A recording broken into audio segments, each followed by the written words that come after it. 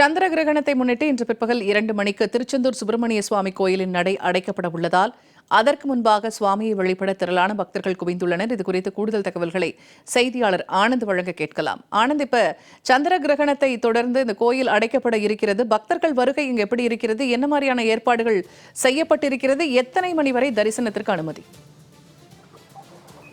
வணக்கம் பூர்ணிமா. முருகப்பெருமானின் அறுபடை வீடுகளில் 2ஆம் படை வீடான திருச்செந்தூர் அருள்மிகு சுப்பிரமணிய சுவாமி திருக்கோவிலில் நாள்தோறும் பல்லாயிரக்கணக்கான பக்தர்கள் சுவாமி தரிசனம் செய்து வருகின்றனர். இந்த நிலையில் இன்று சந்திர கிரகணத்தை முன்னிட்டு மதியம் 2 மணி வரை மட்டுமே பக்தர்கள் சுவாமி தரிசனம் செய்ய அனுமதிக்கப்படுவதாக கோவில் நிர்வாகம் அறிவித்துள்ளது. இதனையொட்டி பல்வேறு பகுதிகளில் இருந்தும் வந்திருந்த பக்தர்கள் அதிகாலை முதலே கடலில் புனித நீராடி நீண்ட வரிசையில் காத்திருந்து சுவாமி தரிசனம் செய்து வருகின்றனர். நள்ளிரவு முதலே கோவிலில் குவிந்த பக்தர்கள் 100 ரூபாய் கட்டண தரிசனத்தில் சுமார் 5 மணி நேரம் வரையிலும், பொது தரிசனத்தில் சுமார் 6 மணி நேரம் வரையிலும் தற்போது வரை காத்திருந்து சுவாமி தரிசனம் செய்து வருகின்றனர்.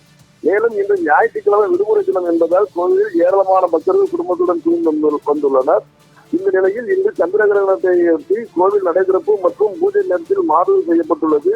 அதிகாலை 4 மணிக்கு நடை திறக்கப்பட்டு 4:30 மணிக்கு விஸ்வரூப தீபாராதனையும் காலை 6 மணிக்கு உதயமார்த்தாண்ட அபிஷேகமும் நடைபெற்றது. தகவல்களை வழங்கியமைக்கு நன்றி ஆனந்த்.